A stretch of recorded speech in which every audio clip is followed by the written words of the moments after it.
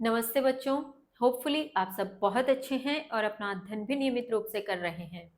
हम पढ़ रहे हैं कक्षा 8 संस्कृत विषय दीपकम नामक पाठ्य पुस्तक। इस पाठ्य पुस्तक के द्वितीय अध्याय के हिंदी अनुवाद और व्याकरणिक अंश को हमने गत 2 वीडियोस के माध्यम से समझा। यदि आप उनमें से कोई वीडियो देखना चाहते हैं तो डिस्क्रिप्शन बॉक्स में दिए लिंक पर क्लिक कर सकते हैं। फिलहाल प्रारंभ करते हैं इस द्वितीय अध्याय के अभ्यास कार्य को। मैं फिर से वही बात दोहराती हूँ कि आप अपने इन अध्यायों के अभ्यास कार्य को तभी कर पाएंगे जब आपने इस अध्याय में दिए व्याकरणिक अंश को समझा होगा। अन्यथा आप अभ्यास कार्य को ठीक से समझ नहीं पाएंगे। तो इसके लिए मैंने अलग से वीडियोस बनाई हैं जो भी आपके पाठ के अध्याय के पश्चात और अभ्यास कार्य से पूर्व जो व्याकरणिक अंश दिया जा रहा है उस पर हम चर्चा कर रहे हैं, तो वो जरूर देखें। चलिए प्रारंभ करें इस अभ्यास कार्य को। अभ्यासात जायते सिद्धिः अधोलिखितानां प्रश्नानां एक पदेन उत्तरम लिखत। नीचे लिखे गए प्रश्नों के एक पद में उत्तर लिखिए। तो मित्राणि ग्रीष्म अवकाशे कुत्र गच्छति। मित्र जो है ग्रीष्म अवकाश में गर्मी की छुट्टियों में कहाँ जाते हैं। कहाँ गए थे वो हमने पढ़ा था उत्तराखंडम। तो उत्तराखंडम आप एक पद में उत्तर देंगे। कहाँ सर्वान प्रेरयन अवदत। कौन सभी को प्रेरित करते हुए बोला। कौन बोल रहा था, सबको प्रेरित कौन कर रहा था, कौन प्रेरणा दे रहा था। अब इसके दो उत्तर हो सकते हैं। एक वो समूह का नायक था, तो नायक इसका उत्तर हो सकता है। दूसरा उस नायक का नाम सुधीर था। तो बात एक ही है, चाहे नायक कहें या सुधीर कहें। तो आप इन दोनों में से किसी भी जो है शब्द से, किसी भी पद से इसका उत्तर दे सकते हैं। आप अपने शिक्षक से पूछेगा वो किसे ज्यादा उचित मानते हैं। मेरे हिसाब से तो दोनों ही उचित हैं। हाँ, नायक को एक प्लस पॉइंट ज्यादा दिया जा सकता है क्योंकि पाठ के आधार पर, अध्याय के आधार पर नायक शब्द का प्रयोग अधिकांश स्थानों पर हुआ है, सुधीर का प्रयोग बहुत कम हुआ है। तो हम कह सकते हैं कि नायक इसका उत्तर होगा। कपोत राजस्य नाम किम। कपोत राज यानी मैं एक बार इस तरह से चल रही हूँ, हालांकि सीक्वेंस इस प्रकार से दिया गया है क ख ग घ। मैं पहले इधर के पूर्ण करके फिर हम उधर के देख लेंगे। बात एक ही है, हमें तो प्रश्नों के उत्तर समझने हैं। तो कपोत राजस्य नाम किम, कबूतरों के राजा का नाम क्या है। तो क्या था कबूतरों के राजा का नाम, चित्रग्रीवः। तो चित्रग्रीवः इसके उत्तर में आ जाएगा। विपत्त काले विस्मय कस्य लक्षणम। विपत्ति काल में विस्मय यानी आश्चर्य करना किसका लक्षण है।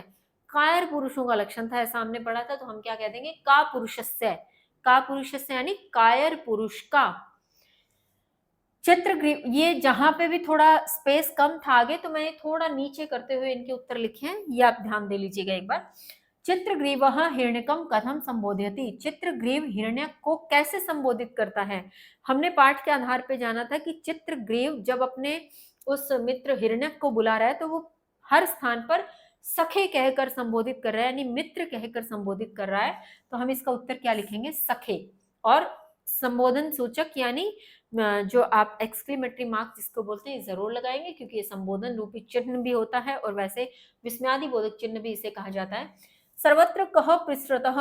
सब जगह क्या फैल गया, तो क्या फैल गया था, अंधकार, क्योंकि वर्षा एकदम से शुरू हो गई थी तो अंधकार। कह हितोपदेश से कथा श्राव्यति। कौन हितोपदेश की कथा सुनाता है, तो नायक ने सुनाई थी, नायक भी कह सकते हैं। फिर वही बात दोहराऊंगी कि नायक और सुधीर दोनों ही इसके उत्तर सही हैं। अगर आप महत्व देना चाहते हैं तो नायक को दे सकते हैं, सुधीर भी इसका उत्तर लिख सकते हैं, गलत तो नहीं है। व्याधः कान विकीर्य जालम प्रसारितवान। शिकारी ने क्या बिखेर कर, कान किन है, विकीर्य बिखेर कर, जाल प्रसारित यानी जाल को फैलाया। क्या बिखेरा था उसने, चावल के दानों को, तो तंडुल कणान। ठीक है। चित्रग्रीवस्य मित्रम हिरण्यक कुत्र निवसति। चित्रग्रीव का मित्र हिरण्यक कहाँ रहता है। कहाँ रहता है वो उसके भी दो उत्तर हो सकते हैं। एक उसने कहा था कि गंडकी नदी के तीर पर रहता है, यानी जो गंडकी नदी है उसके किनारे पर। लेकिन एक प्रॉपर वो जिस वन में रहता है उस वन का नाम भी दिया था, तो उस वन का नाम था चित्रवने। तो अब गंडकी तीरे भी लिख सकते हैं या चित्रवने भी। गंडकी तीरे यानी गंडकी नदी के किनारे रहता है, या चित्रवने कह सकते हैं कि चित्र नामक वन में रहता है। ठीक है, इस प्रकार से। तो आप चाहें दोनों में से कोई भी उत्तर लिख लें, अन्यथा आप अपने कक्षा के अध्यापक अध्यापिका से पूछें कि वो किसे ज्यादा महत्व देना चाहते हैं। पूर्वम केशाम पाषाण छिन्नतु इति चित्रग्रीवः वदति। पूर्व में यानी पहले किनके पाषाण, पाषाण यानी बंधनों को छिन्नतु काटो, पहले किनके बंधनों को काटो, ऐसा चित्रग्रीव ने कहा। मतलब चित्रग्रीव ने पहले किनके बंधनों को काटने के लिए कहा था, उसने कहा था जो मेरे आश्रित हैं, अर्थात मदाश्रिता नाम, मेरे जो आश्रित हैं उनके बंधनों को काटो, तो इसका उत्तर हो जाएगा मदाश्रिता नाम। तत्पश्चात आपके प्रश्न है पूर्ण वाक्यन उत्तरम लिखत, पूरे वाक्य में उत्तर लिखिए। पहला प्रश्न है यदा केदार क्षेत्रम आरोहंतः आसन किम अभवत, कि जब केदार क्षेत्र में चढ़ाई कर रहे थे तो क्या हुआ।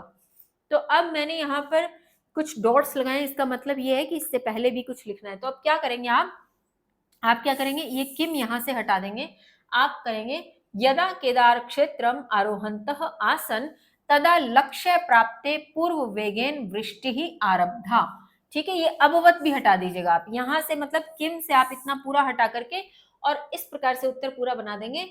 यदा केदार क्षेत्रम आरोहंत आसन तदा लक्ष्य प्राप्ते पूर्वम वेगेन वृष्टि ही आरब्धा, कि तब पूरे वेग से वृष्टि आरंभ हो गई। हुआ तो बहुत कुछ था, वृष्टि आरंभ हुई थी, चारों ओर अंधकार फैल गया था, पर्वत स्खलन हो गया था, लेकिन हमें जब एक वाक्य में उत्तर देने के लिए कहा है पूर्ण वाक्य में, तो फिर हम इतना ही दे देंगे तब भी सफिशिएंट है।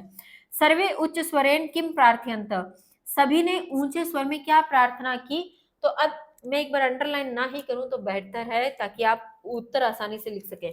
आप लिखेंगे, ये हटाएंगे, आप लिखेंगे सर्वे उच्च स्वरेन प्रार्थयंत हे भगवान रक्ष असमान रक्ष इति, इस प्रकार से आप इसका उत्तर बना देंगे। तत्पश्चात है असंभवम कार्यम कथम कर्तुम शक्यते इति नायकः उक्तवान, कि असंभव कार्य कैसे किया जा सकता है, ऐसा नायक ने कहा। तो हम किस आधार पे ऐसा नायक ने कहा था, कथम के स्थान पर क्या करेंगे, आत्मविश्वास बलेन शब्द का प्रयोग करते उत्तर पूर्ण बना देंगे। असंभवम कार्यम आत्मविश्वास बलेन कर्तुम शक्यते इति नायक उक्तवान, और क्वेश्चन मार्क के स्थान पर क्या कर देंगे, पूर्ण विराम का प्रयोग कर देंगे। आप चाहें तो इस पृष्ठ का स्क्रीनशॉट लेकर के और आप इसे अपनी पुस्तक में उत्तर पुस्तिका में उतारें, इसको याद करें, समझने का प्रयत्न करें। तत्पश्चात आपके प्रश्न है निर्जने वने तंडुलकनान दृष्ट्वा चित्रग्रीव किम निरूप्यति, कि निर्जन वन में, यानी जहां पर कोई रहता ही नहीं है, ऐसे निर्जन वन में चावल के दानों को देखकर चित्रग्रीव ने क्या निरूपित किया, यानी क्या अनुमान लगाया, क्या उसने देखने के लिए कहा, सोचा। तो आप इसका उत्तर किस प्रकार से बनाएंगे, यहां से हटाएंगे किम, यहां से हटाएंगे प्रश्न सूचक चिन्ह, फिर आप लिखेंगे निर्जने वने तंडुलकनान दृष्ट्वा चित्रग्रीवः निरूप्यति कुत्रो अत्र निर्जन वने तंडुलकनान संभवः, कि कहां यहाँ निर्जन वन में चावल के दाने संभव हैं। तत्पश्चात है किम नीति वचनम प्रसिद्धम, क्या नीति वचन प्रसिद्ध है। तो आप किम हटाएंगे, प्रश्न सूचक चिन्ह हटाएंगे, लिखेंगे नीति वचनम प्रसिद्धम लघुनाम अपि वस्तुनाम सहति ही कार्य साधिका भवति, इस प्रकार से। व्याधात रक्षाम प्राप्तुम चित्रग्रीवः कम आदेशम दत्तवान, व्याधात अर्थात शिकारी से रक्षा प्राप्तुम रक्षा प्राप्ति के लिए चित्रग्रीव ने कम किन्हें आदेशम दत्तवान आदेश दिया, किन्हें आदेश दिया था कि हमें इस शिकारी से रक्षा करनी है, अपनी रक्षा का आदेश। तो कबूतरों को दिया था, जो भी उसके अन्य कबूतर दोस्त या जो भी उसके परिवार के लोग थे, तो कम के स्थान पर आप कर देंगे कपोतान, और आप उत्तर एक साथ बनाएंगे, एक स्वरूप में बनाएंगे इसका। ये कम हटाना है आपको यहां से, और आप बनाएंगे व्याधात रक्षाम प्राप्तुम चित्रग्रीवः कपोतान आदेशम दत्तवान, और इसके स्थान पर प्रश्न सूचक चिन्ह के स्थान पर भी पूर्ण विराम का प्रयोग करेंगे कि कबूतरों को जो है आदेश दिया। हिरण्यकः किमर्थम तूष्णीम स्थितः, हिरण्यक किस लिए चुप बैठ गया, चुप स्थित हो गया, यानी एकदम से चुप क्यों हो गया था, वो आश्चर्यचकित हो गया था ना उन्हें देखकर, और उनके गिरने की वजह से विशेष तो उसे भय हुआ कि ये इतने ऐसे जाल लेकर उड़ रहे हैं इतने सारे, तो ये गिरेंगे। तो कपोता नाम अवपात भयात चकित। अब आप क्या करेंगे, इस किमर्थम के स्थान पर आप करेंगे हिरण्यकः कपोता नाम अवपात भयात चकितः तूष्णीम स्थितः, और प्रश्न सूचक चिन्ह के स्थान पर पूर्ण विराम का प्रयोग कर देंगे इस प्रकार से। फिर पुलकितः हिरण्यकः चित्रग्रीवम कथम प्रशंसति, पुलकित यानी जो उत्साहित हुए या पुलकित आनंदित हुए हिरण्यक ने चित्रग्रीव की कैसे प्रशंसा की, यानी किस प्रकार प्रशंसा की थी उसने, और पहली बात तो प्रशंसा की ही क्यों थी, क्योंकि जब वो अपने मित्र चित्रग्रीव का बंधन काटने के लिए उसके पास जाता है, तो चित्रग्रीव कहता है अरे रुको, नहीं नहीं मेरा नहीं, पहले मेरे आश्रितों के बंधन काटो और फिर मेरे काटना। तब हिरण्यक बड़ा खुश होता है और पुलकित होकर के कहते हैं कि तुम तो तीनों लोगों के स्वामी बनने के योग्य हो। तो आप इसका उत्तर किस प्रकार देंगे, पुलकितः हिरण्यकः चित्रग्रीवम प्रशंसति आश्रित वात्सल्येन त्वं त्रैलोक्यस्यापि स्वामित्वं प्राप्तुम योग्यो असि। इस प्रकार से आप इसका उत्तर दे देंगे। ठीक है। तत्पश्चात है कपोतः कथम आत्मरक्षणम कृतवन्तः, कि कबूतरों ने कैसे आत्मरक्षा की, अपनी अपनी खुद की रक्षा कैसे की उन्होंने, तो बुद्धि बल से और संगठन के सामर्थ्य से की थी, यानी आपस में संगठित हो गए और बुद्धि का प्रयोग किया। तो हम क्या करेंगे, इस कथम के स्थान पर इन शब्दों का प्रयोग करते हैं कि कपोतः बुद्धि बलेन संगठन सामर्थ्येन च आत्मरक्षणम कृतवन्तः, और अंत में पूर्ण विराम का प्रयोग कर देंगे। नायकस्य प्रेरक वचनैः सर्वे अपि किम अकुर्वन्, नायक के प्रेरक वचनों से सभी ने क्या किया। जो नायक, यहाँ सुधीर की बात हो रही है, अब चित्रग्रीव की बात नहीं हो रही। तो नायक सुधीर ने जब ये कथा सुनाई और प्रेरक वचन कहे, तो बाकी सबने अब मिलकर क्या किया, उन्होंने भय, शोक और जो भी उनका संदेह था उस सबका त्याग करके और सेतु निर्माण में लग गए थे। तो हम क्या करेंगे, नायकस्य प्रेरक वचनैः सर्वे अपि, ये पूरा ही हटा देंगे, सर्वे अपि भयं शोकम संदेहम च विहाय सेतु निर्माण कार्य संलग्नः जातः। इस प्रकार से आप इनके उत्तर बनाएंगे। आप चाहें तो इसका भी स्क्रीनशॉट लेकर के और अपनी पुस्तक में लिख सकते हैं। तत्पश्चात आपके प्रश्न है अधोलिखितानि वाक्यानि पठित्वा ल्यप प्रत्यांतेषु परिवर्त्यत, कि नीचे लिखे गए वाक्यों को पढ़कर ल्यप प्रत्यांत उनमें परिवर्तन करना है, यानी ल्यप प्रत्यांत का प्रयोग करते हुए परिवर्तन करना है। अब पहले एग्जाम्पल देखते हैं क्या है। इन्होंने दो सेंटेंस इस प्रकार से लिखे हैं, जैसे छात्रः कक्षां प्रविशति, छात्र कक्षा में प्रवेश करता है, संस्कृतम पढ़ती, संस्कृत पढ़ता है। अब बात जब छात्र की हो रही है, कर्ता एक ही है, तो ये दो इस प्रकार से सेंटेंस नहीं बनेंगे ना। हम इसको सीधा कैसे लिखेंगे कि छात्र कक्षा में प्रवेश करके संस्कृत पढ़ता है, छात्र कक्षा में प्रवेश करके संस्कृत पढ़ता है। तो अब ये प्रविशति के स्थान पर क्या हो जाएगा, प्रविश्य, यानी यहां पर प्रविशति जो लट लकार का स्वरूप लगा हुआ है, इस लट लकार के स्वरूप के स्थान पर ल्यप प्रत्यय का प्रयोग करते हुए ये क्या बन जाएगा, प्रविश्य। ठीक है, इस प्रकार से। और ये जो पूर्ण विराम बीच का दे रखा है ये हट जाएगा, क्योंकि जब वाक्य एक बन जाएगा तो एक ही पूर्ण विराम अंत में लगेगा। अब हम अगला देखते हैं। भक्तः मंदिरम आगच्छति, कि भक्त मंदिर आता है, पूजाम करोति, पूजा करता है।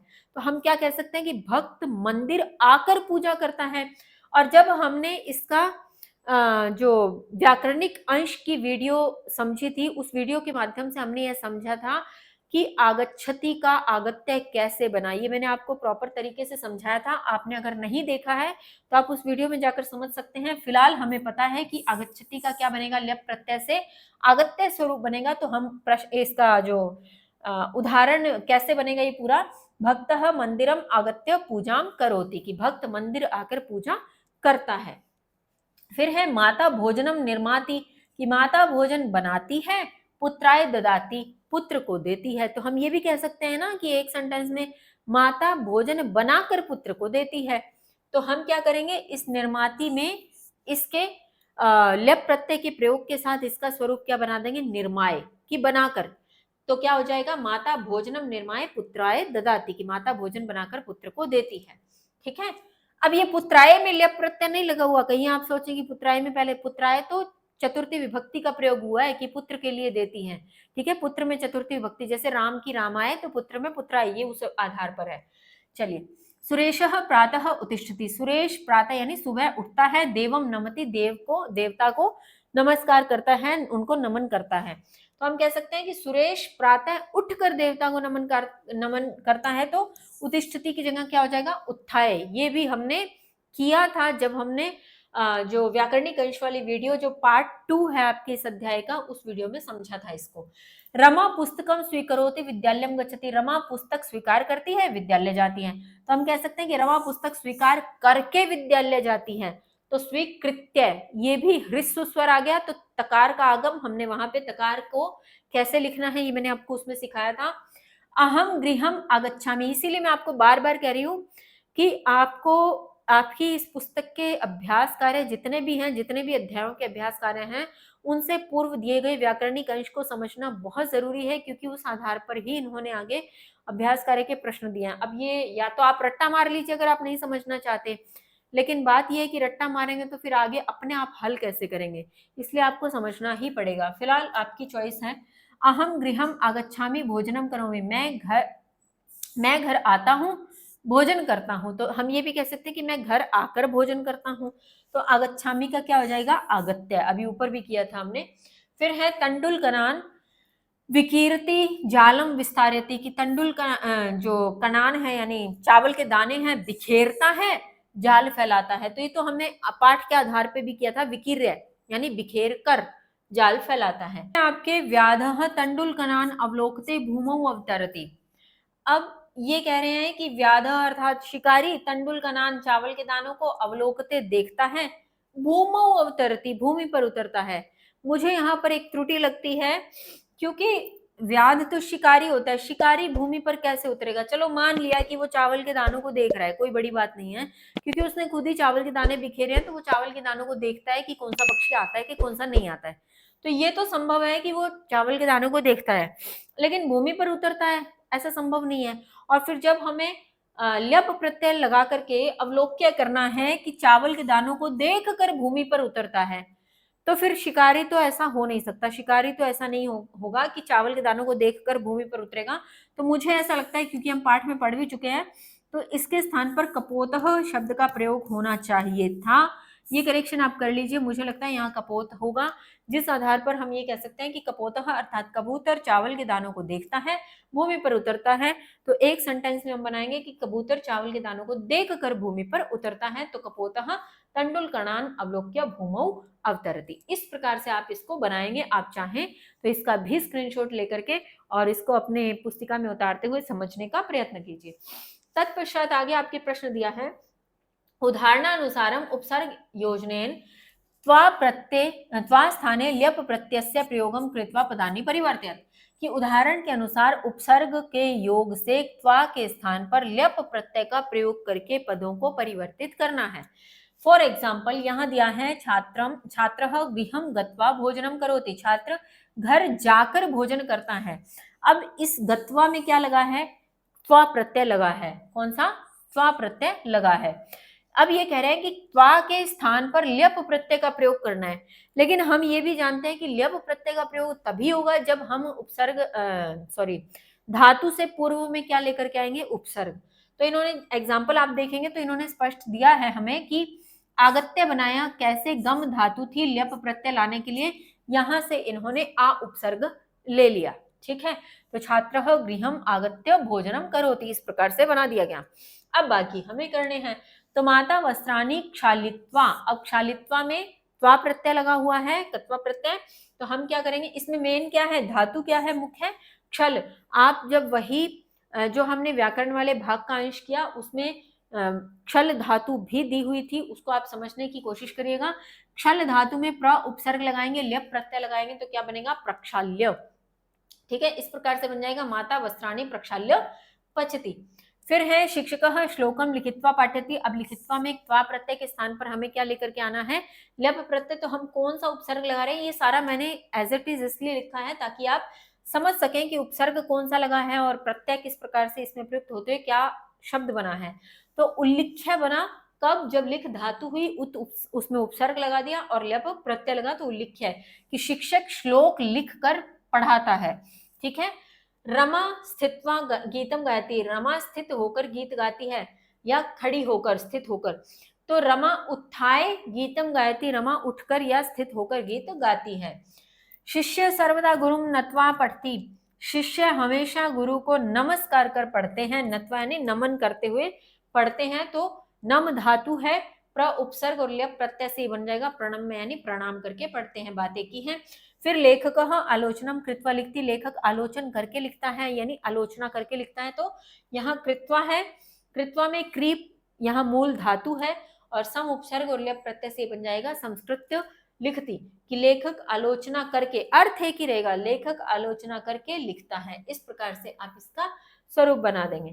तत्पश्चात आपके प्रश्न दिया है, पाठे प्रयुक्तेन उपयुक्त पदेन रिक्त स्थानम पूरयत, कि पाठ में प्रयुक्त जो उपयुक्त पद हैं उनको लेकर के रिक्त स्थान को पूरा करना है। तो ये आपने पाठ पढ़ा होगा और आपको ध्यान होगा, समझ आ गया होगा।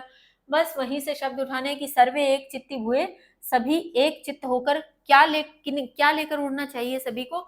जालम आदाय, जाल लेकर उड़ना चाहिए। जाल हार कान तान पश्चात अधावत, कि जाल को अपहरण करने वाले उनको पीछे दौड़ा। क्या करके पीछे दौड़ा? देख कर। तो अवलोक्य है। अस्माकम मित्रम, हमारा मित्र, मूषक राजा गंडक तीरे चित्र बने निवसती, किस नाम का? हिरण्यको, हिरण्यको नाम। अब ये हिरण्यको क्यों लिखा? हिरण्यकः भी तो लिख सकते थे। अब यहाँ पे एक रिवीजन करते चलते हैं हम। मेन अगर बात करें तो हिरण्यकः इस प्रकार से बनता है, प्रथमा विभक्ति एक वचन, जब कोई नाम आता है किसी का। लेकिन हमने विसर्ग संधि में ये पढ़ा था कि विसर्ग के बाद अगर नकार आ रहा है तो विसर्ग को ओ का आदेश हो जाएगा। न, क्योंकि न एक्चुअल में न नहीं लिखा था, हमने क्या पढ़ा था कि विसर्ग के पश्चात किसी भी वर्ग के तीसरे चौथे पांचवें वर्ण आ जाए तो हम इसको क्या कर देंगे? ओ का आदेश कर देंगे। ठीक है। हिरण्यकः कपोता नाम चकित तूष्णिम स्थितः, कि हिरण्यक कबूतरों के किस भय से एकदम चुप हो गया था, चकित होकर? अवपात भयन, यानी गिरने के भय से। यतो ही विपत्त काले एव काल पुरुष लक्षणम, की क्योंकि विपत्ति काल में कायर पुरुषों का लक्षण क्या था? विस्मय ही, विस्मय ही यानी आश्चर्य करना ही उनका लक्षण होता है। पाठे प्रयुक्तेन ल्यप प्रत्यांत पदेन सह उपयुक्तम पदम योजयत, पाठ में प्रयुक्त ल्यप प्रत्ययों से अंत होने वाले पदों के साथ उपयुक्त पदों का मिलान करें, योग करें। ठीक है। तो जैसे एक एग्जांपल इन्होंने दिया कि अवलोक्य, अवलोक्य में क्या ल्यप प्रत्यय लगा हुआ है? हाँ, तो अवलोक्य के साथ इन्होंने एग्जाम्पल जो सेट किया, मिलान किया, जालापहार कान, यानी जाल का अपहरण करने वालों को देखकर। तो अवलोक्य के साथ ये ऐड ऑन हुआ। अब एग्जाम्पल हम करते हैं विकीरे। विकीरे क्या था? बिखेरना। क्या बिखेरे थे? तंडुलकरान। तो हम यहाँ पे एग्जाम्पल दिया हुआ है, ऑप्शन दिया हुआ है, तो हम कह देंगे तंडुलकरान विकीरे, यानी चावल के दानों को बिखेर कर। विस्तीरे, क्या विस्तीरे यानी क्या फैलाया था? फैलाकर। क्या फैलाकर? जालम। तो ये आ गया जालम। फिर है अवतीरे। अवतीरे यानी उतर कर। कहां से कहां उतर कर? तो भूमौ, पृथ्वी पर उतर कर, यानी भूमि पर उतर कर। अवलोक्य हो ही गया। फिर एक चित्ती हुए, यानी एक चित्त होकर। एक चित्त होकर क्या मतलब? किस आधार पर कहा गया? उड्डयतम, यानी एक चित्त होकर उड़ जाना चाहिए, ये इस प्रकार से। फिर प्रत्यभिज्ञाए, समझकर, पहचान कर। क्या पहचान कर? उसके वचनों को। तद वचनम, यानी उसके वचनों को पहचान कर, उसकी आवाज को पहचान कर हिरण्यक समझ गया था कि ये उसका मित्र जो है वो चित्रग्रीव ही है। फिर है समास युक्त पदेन रिक्त स्थानम पूर्यत, समास से युक्त पदों से रिक्त स्थान की पूर्ति करो। एग्जाम्पल इन्होंने दिया है गंडक्याहा तीरम, कि गंडकी के तीर, है ना, गंडकी का तीर। अब इन्होंने क्या किया, हम पहले भी शायद मुझे लगता है कक्षा 7 में ये अभ्यास किया था कि जब इस प्रकार से पद दिए हैं तो उनकी बीच की विभक्ति का लोप करते हुए एक सामासिक पद बनाया था। बीच की विभक्ति का लोप कैसे? गंडक्याहा, यहाँ पे गंडकी मूल शब्द क्या है? गंडकी। गंडकी अर्थात गंडकी नदी के तट पर, तो के यहाँ पे जो भी विभक्ति यहाँ बीच में लगी है उस विभक्ति का लोप करना है, मूल शब्द लेकर के आना है, और तीरम पीछे लग जाएगा। तो गंडकी तीरम बिल्कुल साधारण बना, कोई दिक्कत ही नहीं उसमें। अब इन्होंने आगे क्या एग्जाम्पल सेट किया उसको भी देखिए। तस्मिन, अब हमें करना क्या है, जब इस प्रकार की चीज हो, जब समास युक्त पद हो, तो वो किस आधार पर किस विभक्ति वचन को तय करता है, ये उससे पूर्व आने वाले सर्वनाम पदों पर भी निर्भर करता है अधिकांशतः। जैसे अब तस्मिन, तस्मिन क्या है? तस्मिन यहाँ पर तत् शब्द की सप्तमी का एक वचन है, सप्तमी का एक वचन। अब यहाँ आपको शब्द रूप याद होने चाहिए, ठीक है।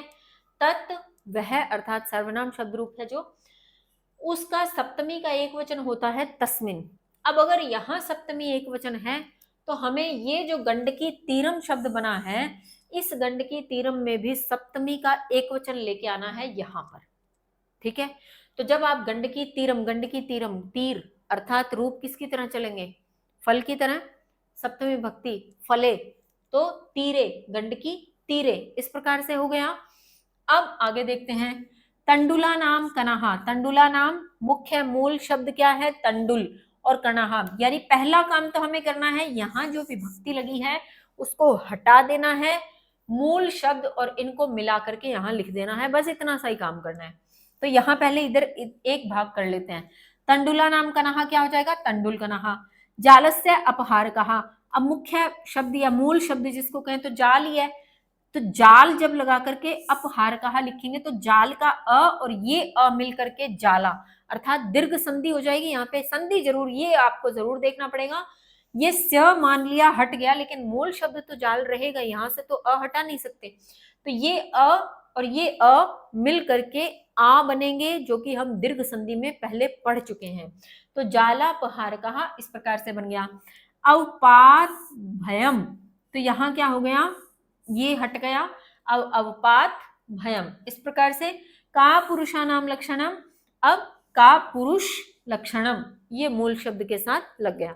ये तो हुआ सामासिक पद, जिसमें हमने क्या किया, यहां से विभक्तियों का लोप करके उनको सामासिक पद के रूप में यहां लिख दिया। अब करना है, जैसे ये तान, तान क्या है, द्वितीय विभक्ति का बहुवचन है, द्वितीय विभक्ति का बहुवचन है। तो यहाँ तंडुल कणा, इनको भी क्या करना है, द्वितीय विभक्ति का बहुवचन बनाना है, तो तंडुल कणान। फिर तान ये द्वितीय विभक्ति का बहुवचन है, तो इसको भी क्या कर देंगे, जालापहारकान, इस प्रकार से। फिर यहाँ तस्मात, ये है पंचमी विभक्ति का एक वचन, पंचमी का एक वचन। तो यहाँ अवपात भयम को भी क्या कर देंगे, पंचमी का एक वचन अवपात भयात। ठीक है। फिर तस्मिन, यहाँ अभी तस्मिन पे बात की थी कि सप्तमी का एक वचन, तो यहाँ गंडकी तीरे हुआ था, यहाँ हो जाएगा का पुरुष लक्षणे। ठीक है, एक ही मात्रा लगती जाएगी, इस प्रकार से ये बनेंगे। तत्पश्चात है सार्थक पदम ज्ञात्वा संधि विच्छेदम कुरुत। सार्थक पद को जानकर संधि विच्छेद करना है। ठीक है, जैसे यहाँ दिया एग्जाम्पल, इत्याकर्ण्य, इति आकर्ण्य, इति आकर्ण्य। अब ये आप कैसे कर पाएंगे, जब आपने संधि समझी होगी। यहाँ पर पहली बात तो कौन सी संधि लग रही है, यहाँ पर यण संधि का नियम लग रहा है। ठीक है, यण संधि कैसे, कि ई के बाद अ या असमान स्वर जब आया तो ई के स्थान पर क्या आदेश हो गया, यकार का आदेश हो गया। यहाँ पर क्या आ गया, इस प्रकार कुछ भी आ गया, मतलब ई को छोड़ करके असमान असवर्ण स्वर आ गया, तो ये ई के स्थान पर क्या हो जाएगा, यकार का आदेश, और ये बनता है यकार यहाँ आएगा तो त आधा रह जाएगा, तकार रह जाएगा, इत्याकर्ण्य, इस प्रकार से बनेगा। तो आपको संधि के नियम याद होने चाहिए। अगर आप रिसेंटली अभी अगर संधि समझना चाहते हैं तो कक्षा 7 के परिशिष्ट भाग 2 का भी दूसरी वीडियो, ठीक है, जिसमें मैंने ऊपर शायद उसका टाइटल लिखा हुआ है, शीर्षक जो थंबनेल में, संधि परिशिष्ट 2 संधि, वहां दिया हुआ है, अंतिम वीडियो है उस कक्षा 7 की, तो वो आप जाकर के देखिए। वहां पे यन संधि पे बात हुई है, दीर्घ संधि पे बात हुई है, गुण संधि पे बात हुई है, तो वो आपके यहाँ लगभग सारी काम की है ना।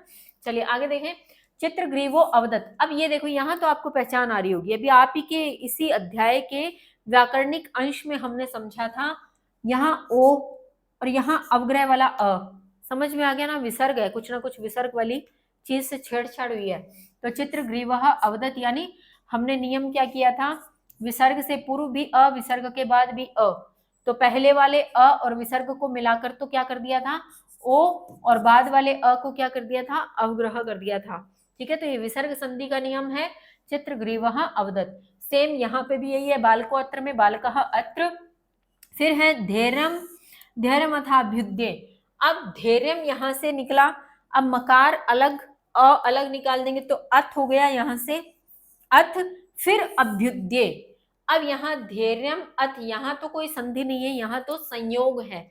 अच्छा, संयोग किसको कहते हैं, जब दो परस्पर वर्णों के मेल से कोई परिवर्तन ना हो, वो वैसे ही मिल जाए तो उसे संयोग कहते हैं, संधि नहीं कहते। ये जो दो में हुआ है ये तो है संयोग, क्योंकि मकार में अ मिलकर के धैर्यमथ इस प्रकार से हुआ। लेकिन यहाँ क्या है, अ और ये क्या है, अ और दोनों मिलकर क्या बने थे, आ, तो यहाँ है दीर्घ संधि, तो पूरा बना था धैर्यमथा अभ्युदय, इस प्रकार से। फिर अब यहाँ भी आपको थोड़ी सी पहचान आ रही होगी, अ अवग्रह वाला है अपि, तो भोजने अपि अप्रवर्तनम, भोजने अपि अप्रवर्तनम, इस प्रकार से आप इसको संधि विच्छेद करेंगे। तत्पश्चात आपके है नमस्ते। नमस्ते हमने विसर्ग संधि में किया था, नमः ते, अर्थात विसर्ग के बाद तकार होने पर विसर्ग को सकार का आदेश, ये हम कर चुके हैं। नहीं समझ में आ रहा, फिर से कहूंगी, आप अपने इसी अध्याय के इससे पूर्व डाली गई वीडियो को जरूर देखें, जहां पे व्याकरणिक अंश को समझाया गया है। उपाय चिंतनीय, उपाय चिंतनीय, अर्थात विसर्ग के पश्चात चकार होने पर क्या करना है, शकार का आदेश करना है। और चाहे तो ऐसे भी लिख सकते हैं, और चाहे तो हमने उसमें स्वरूप समझा था कि शकार को आधा लिख करके च के ऊपर मात्रा छोटी लगाई जा सकती है। जैसे एक बार लिख के देख लेते हैं। इसका अगर दूसरा स्वरूप लिखना हो, यहाँ लिख देती हूँ मैं, दूसरा स्वरूप इस प्रकार से भी लिखा जा सकता है। अब ये क्या करना है, इसी को तो अलग करना है ना, और तो कोई दिक्कत ही नहीं है इसमें। इस प्रकार से भी लिखते हुए इसका स्वरूप बनाया जा सकता है, इसको लिखा जा सकता है, ये भी सही होता है। तो मुख्य बात क्या है कि विसर्ग के स्थान पर शकार लेके आए, कब, जब विसर्ग के बाद चकार है। फिर है व्याधः तत्र। अब यहाँ विसर्ग के बाद तकार है तो विसर्ग के स्थान पर सकार आदेश, तो संधि विच्छेद होगा, व्याधः तत्र। फिर ओ और अवग्रह मिल गए तो आपको समझ आ गया होगा, हिरण्यकः अपि, और फिर है आह, अप्याह। अब ये देखो, ये अपि और आह, यहाँ पे क्या है, ई, और यहाँ क्या है, आ, यहाँ यण संधि है। देखो यहाँ दो संधियां हैं, इसके भीतर तो है विसर्ग संधि और इसके भीतर है यण संधि, ठीक है। फिर है मूषक राजो गंडकी तीरे, मूषक राजः गंडकी और तीरे, गंडकी तीरे में कोई भी संधि नहीं है, यहाँ संयोग है। फिर है अतः त्वाम, क्योंकि यहाँ विसर्ग के पश्चात तकार होने पर विसर्ग को सकार का आदेश हो गया है। फिर कश्चित भी हमने किया था, कह चित, और कश्चित को दूसरे स्वरूप में किस प्रकार लिख सकते हैं, जैसे हमने उसको लिखा था, तो हम इसको इस प्रकार से भी लिख सकते हैं, दोनों ही सही माने जाते हैं। तो इस प्रकार से आपके इस अध्याय का अभ्यास कार्य यहाँ समाप्त होता है। मिलते हैं अगली वीडियो में नए अध्याय के साथ, तब तक के लिए स्वस्थ रहिए, मस्त रहिए, पढ़ते रहिए। जय हिंद, जय भारत।